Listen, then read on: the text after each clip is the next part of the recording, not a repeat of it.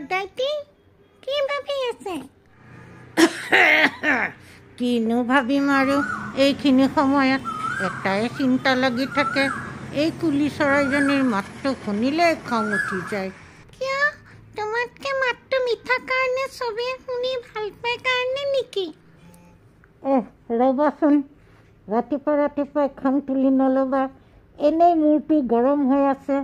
ৰ'বচোন দদাইটি, খং নাখাব, ক'লেহে গম পাম। চোৱাচোন কি অন্যায়, এই কুলিজনী আমি কণী পৰাৰ সময়তে আহি ওলায়, আমাৰ কণীবোৰ কিছুমান পেলাই দি নিজে কণী পাৰি গুচি যায়, আমি ডাঙৰ দীঘল কৰোঁ। এনেকৈ হ'লেতো আমাৰ সংখ্যা কিমান কমি যাব, মানুহেতো বুজি নাপায় আমি সমাজৰ কিমান মৰা জীৱ জন্তু আদি খাই চাফা কৰি থাকোঁ, আমিহে জানো।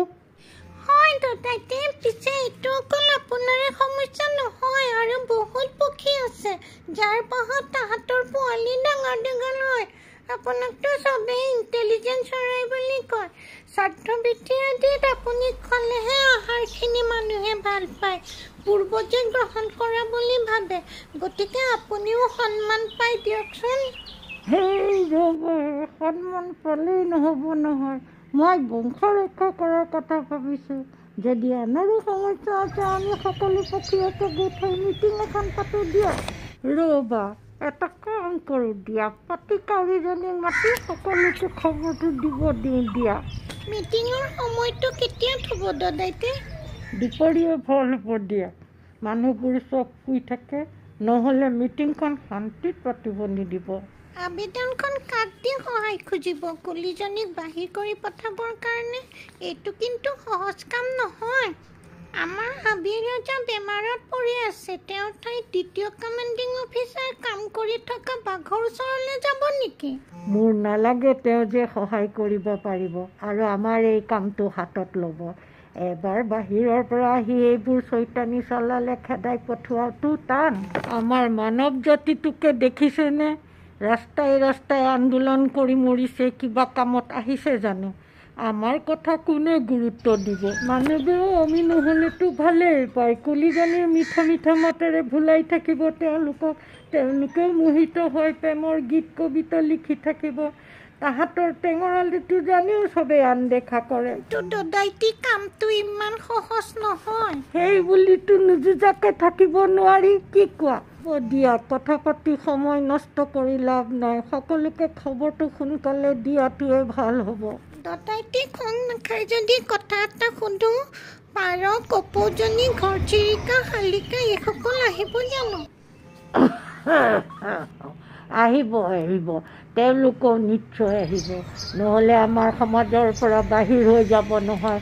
শালিকাজনীটো এনেও কাজিয়া কৰাটো তাত সোনকালে নহ'ব নহয় দদাইটি, আমি সিহঁতৰ বিপক্ষে কি ব্যৱস্থা ল'ম বুলি ভাবিছে? হেৰা, মই ভাবিছোঁ চবেই যদি একেলগে মিলি তাহাঁতক এটেক কৰোঁ, তেতিয়া তাহাঁতে ভয় খাই লোকৰ বাহত আৰু কণী পাৰিব নাহিব।